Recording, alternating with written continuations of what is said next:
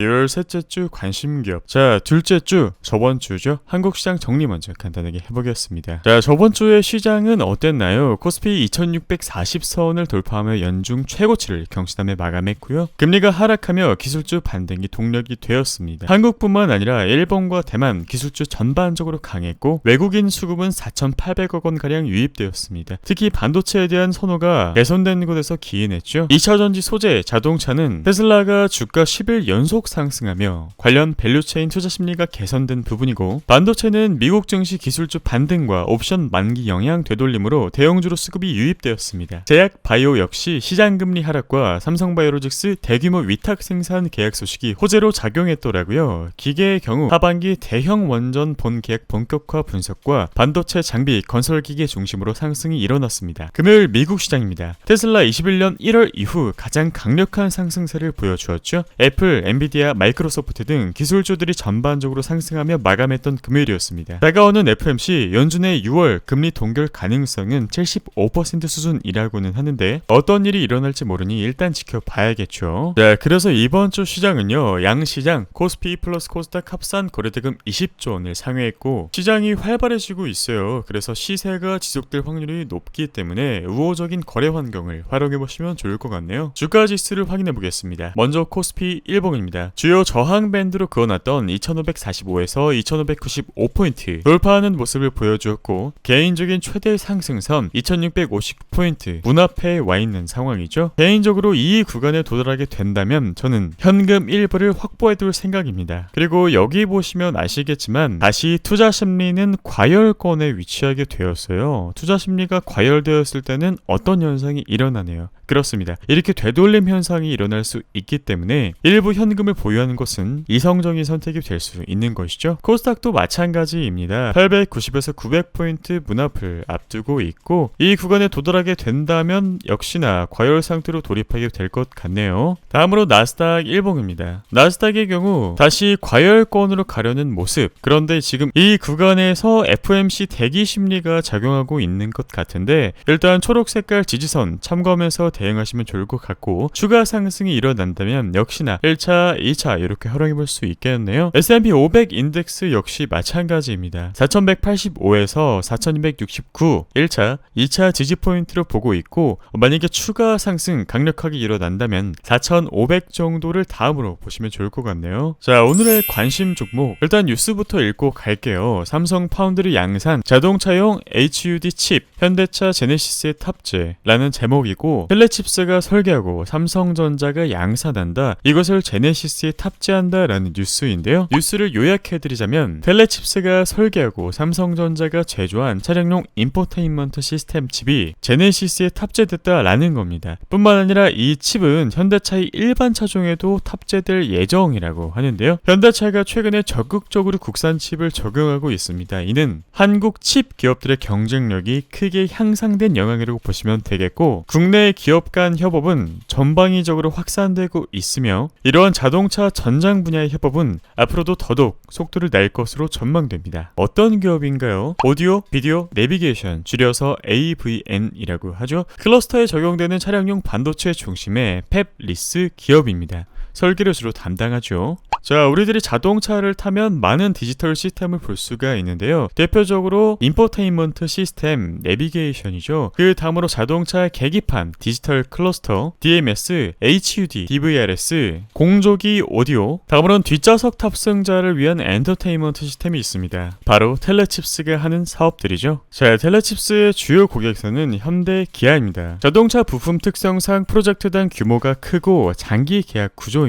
최근 제품 및 고객사 다변화를 통해 중장기적 성장을 도모하고 있는 기업입니다. 간단하게 그래프로 볼까요? 22년 연간 잠정 실적 기준 지능형 자동차 매출 전년 대비 플러스 15% 증가하며 성장을 견인하였고, 국내 및 해외 고객사 수요 증가로 AVM 프로세서 성장세 지속이 전망되며 고사양 AP칩 수요 확대에 따른 칩당 평균 단가 상승세도 지속 중입니다. 당연히 수익성에 유리하겠죠. 24년 신제품 및 신사업 양산 매출이 기대가 되고 기존의 AVN 중심에서 유럽 완성 차량으로 디지털 클러스터 AP 산업에 진출을 했습니다. 자, 그리고 최근 화두 엔비디아의 NPU 칩이 있죠. NPU 내장 ADS 칩 역시 24년 양산 매출이 기대되는 부분입니다. 지능형 자동차 사업은 앞으로 커질 수밖에 없는데 이 사업 분야에서 두각을 나타내고 있는 기업이 텔레칩스입니다. 텔레칩스의 매출 숫자로 확인을 해봐야겠죠.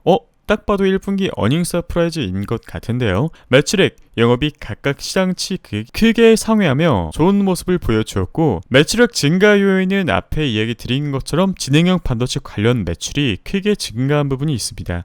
플러스 33.5% 증가했죠. 상대적으로 영업이익률이 하락하면서 영업이익이 소폭 증가한 것은 환율 하락이 반영되었기 때문이고 당기순이익이 크게 발생한 이유는 칩셋 미디어 주가 상승 영향으로 지분법 평가손익이 반영되었기 때문입니다. 텔레칩스는 칩셋 미디어의 모기업이죠. 자, 그래서 2분기 실적은 어떠냐? 매출액, 영업이익 이렇게 전망이 되고 실적 성장 역시 지속될 것이라고 추측이 됩니다. 왜냐? 차량용 반도체 공급 부족 이슈가 완화되었죠. 그리고 국내외 주요 고객사 생산 체제가 정상화되었죠. 그리고 지능형 자동차 매출 안정적인 증가세가 돌입했기 때문입니다. 그래서 텔레칩스는 23년 전체 실적 성장이 전망되는 기업이고 매출액과 영업이익은 전년 동기 대비 플러스 9%, 플러스 33% 성장 전망된다라고 하네요. 완성차 판매량이 증가되고 있고 대당 탑재되는 반도체 수입 판가가 증가되고 있으며 고마진 제품군이 확대되고 있는 덕분입니다. 마지막으로 애프터마켓 비중 확대 및 고객사가 다변화되고 있죠. 연간 매출액과 영업이익률 추임의 전망을 보시더라도 이렇게 파란 색깔 영업이익률 수치 올라가는 것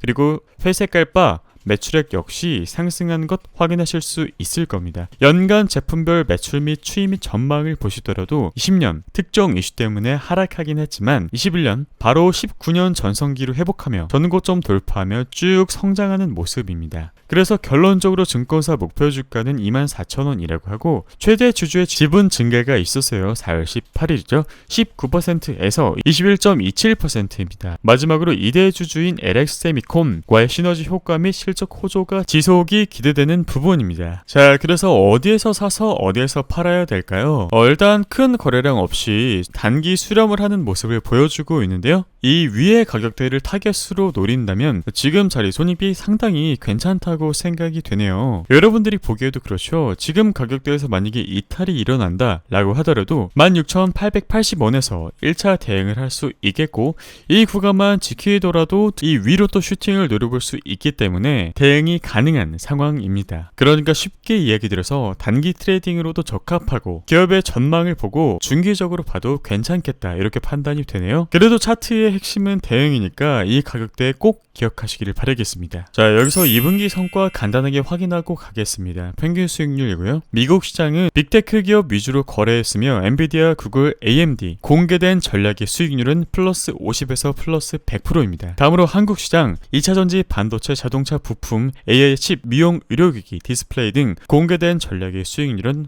플러스 30% 이상입니다. 6월 12일 월요일 3분기 투자연구소 오늘부터 모집 시작됩니다. 고정 댓글에 참여하실 수 있는 링크를 남겨드리도록 할게요. 자, 다음 기업 알아보기 전에 뉴스 하나 보고 가실 텐데요. 테슬라 충전소 수익만 6년간 4조 원이 추산된다? 정말 어마어마한 금액이죠. 이 뉴스를 간단히 보겠습니다. 포드와 GM이 테슬라의 충전소를 이용할 수 있도록 합의를 했거든요. 그렇다면 포드와 GM의 전기차 운전자분들이 테슬라 충전소를 이용하면서 내는 요금이 모두 테슬라의 수입이 된다는 겁니다. 훌륭하죠? 그래서 덕분에 충전소 수익을 테슬라는 2030년까지 약 4조 원, 2032년까지 약 7조 원을 벌어들일 수 있을 것으로 추정됐습니다. 전기차 시장의 경쟁이 점점 치열해지는 상황 속에 충전 시장 선점은 테슬라의 이익 성장에 상당한 영향을 줄 수 있겠죠? 자, 여러분, 충전소 시장은 앞으로 지속적으로 성장할 수밖에 없는 시장인데요. 왜냐? 엄격해지는 배기 규제와 정부의 구매 보조금, 세금 감면 등의 친환경 보급 확대 정책에 힘입어 꾸준히 증가할 수밖에 없는 전기차 산업. 그렇다면 당연히 관련 산업인 전기차 충전 인프라 시장도 함께 성장할 겁니다. 그런데 사실 전기차가 등록되는 숫자보다 여기 국내 전기차 충전의 시장 규모 그리고 세계 전기차 충전의 시장 규모를 보시면 여기까지는 연평균 31.3% 성장했으며 여기서부터는 연평균 29.7% 성장했네요. 세계 기준으로 봐도 연평균 27.1% 성장했으니 매우 가파른 성장을 보여주고 있는 시장이라는 것을 확인할 수 있었습니다. 그에 비해 국내 전기차 충전기 보급 현황은 더딘 상황인데요. 전기차 충전소는 2017년 대비 21년 기준으로 약 5.6배 증가했으나 전기차 등록 대수가 동일 기간 8배 이상 증가해버렸어요. 상당히 미비한 실정이죠. 충전기 수요를 전혀 충족시키지 못했다는 겁니다. 특히 급속 충전기 보급률이 완속 충전기 대비 낮아 인프라 확대가 필요한 부분이 있는데요. 오늘 공부해볼 두 번째 기업 바로 S트래픽입니다. S트래픽은 삼성 SDS 교통사업 부분이 분사되어 설립된 기업이고 교통, 도로, 철도 관련 정보 시스템의 계획부터 설계, 개발, 구축, 운영까지 서비스를 일괄적으로 제공하는 이런 시스템을 통해 국내외 교통 인프라를 구축한 기업입니다. 민간 업체 중에 급속 충전기 보유량이 가장 많은 업체이고 S차저라는 자체 브랜드로 급속 1000기 포함해 완속까지 2500기 충전기를 운영 중인 기업입니다. 뿐만 아니라 급속 충전 전용 멤버십 상품 럭키패스를 운영 중이고 이 럭키패스는 22년 상반기 기준 전년 대비 약 2배 가까이 증가했다라고 하네요. 이용자분들은 약 9만 명이라고 합니다. 지금은 더 늘었겠죠. 이 구독형 충전 상품 럭키패스는 국내 최초로 시장에 선보여졌고 월 구독료를 지불하면 급속 충전 요금을 50% 할인, 한국전력 급속 충전 요금을 20% 상시 할인받을 수 있는 혜택이 있습니다. 자, S트래픽의 가장 많은 매출 비중을 차지하는 요금 징수 시스템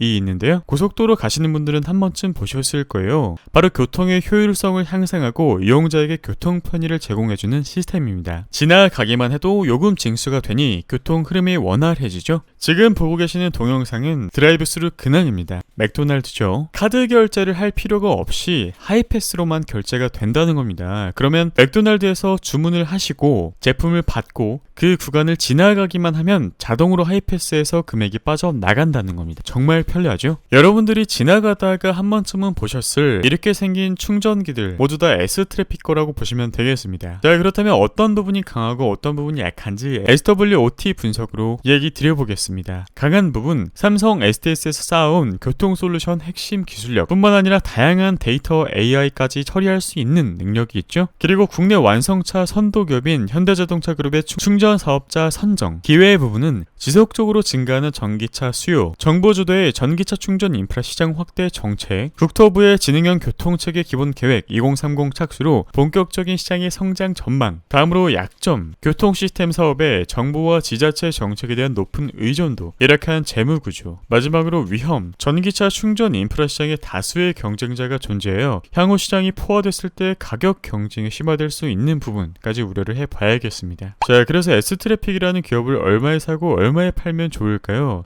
일단 지금 보시면은 박스권 형태로 움직이고 있는 것을 확인할 수 있었습니다. 특정 가격대에서 이렇게 막히는 모습이죠. 자, 그렇다면 오늘날의 자리 저항 밴드에 딱 위치해 있는 모습이에요. 이 구간을 돌파하고 위로 상승이 나와준다면 1차 저항은 5,000원에서 5,330원까지 러프하게 설정해 볼 수 있겠고, 만약 강한 상승이 일어난다 라고 한다면 6,290원을 다음 타겟으로 잡아볼 수 있겠습니다. 개인적으로는 아까 이야기 드린 것처럼 충전기 시장은 당연히 성장하겠지만 열악한 재무 구조를 갖고 있기 때문에 길게 가져가시기보다는 단기적으로 접근해서 손익비 좋은 위치에서 수익을 취하고 나오는 방식으로 접근하시는 게 이성적이다, 이렇게 판단이 되네요. 자, 월화수목금 일정 간단하게 보시겠습니다. 월요일 오늘 원전 생태계 보건 및 에너지 산업 성장 추진, 키워드는 원전과 에너지 산업 한 번쯤 관심 있게 보시면 좋겠고, 기재부 장관 국외 출장, 아랍, 사우디, 프랑스 이렇게 다녀올 텐데 어떤 산업에서 어떤 좋은 뉴스를 들고 올지 관찰을 해보면 좋겠고, 마지막으로 유럽 암연구학회 개최됩니다. 바이오 한 번씩 훑어보시면 좋겠죠. 다음 날인 화요일은 미국 5월 CPI가 발표되기 때문에 역시나 중요한 날이라고 할 수 있겠고, 수요일 정말 중요합니다. 미국 FOMC 회의가 발표되며 5월 PPI가 발표되죠. 자, 그리고 한국에서는 이날 메타버스 엑스포가 개최되고 인공지능 국가표준이 제정됩니다. 유럽에서는 인터 배터리가 개최되네요. 목요일 한국 카타르 고위급 전략회의가 있습니다. 금요일 미국 선물 옵션 동시 만기일입니다. 금요일에 선물 옵션 동시 만기일이 있기 때문에 변동성이 엄청날 수가 있어요. 그래서 이날은 특별히 조심하시는 게 좋고요. 미국, 일본, 필리핀 협의회가 창설된 날입니다. 미국, 일본, 필리핀의 조합 어떤 뜻일까요? 중국을 견제하기 위함이겠죠. 그리고 한국 XR 융합산업동맹 출범을 합니다. XR 산업의 성장을 위한 동맹이겠죠? 자, 그래서 간단한 결론과 전략, 중간중간 조정은 분명히 있을 겁니다. 이렇게 말이죠. 계속 오를 수는 없으니까요. 그런데 조정 시 안전하게 분산 투자하시며 우호적인 거래 환경, 수급, 우리에게 주어진 덕분에 안전하게 투자할 수 있을 것 같아요. 이 상황을 최대한 활용해서 거래해 보시기를 권유드리겠습니다. 여러분들에게 도움이 되셨다면 구독, 좋아요, 알람 설정 부탁드릴게요. 감사합니다. 스토펜이었습니다.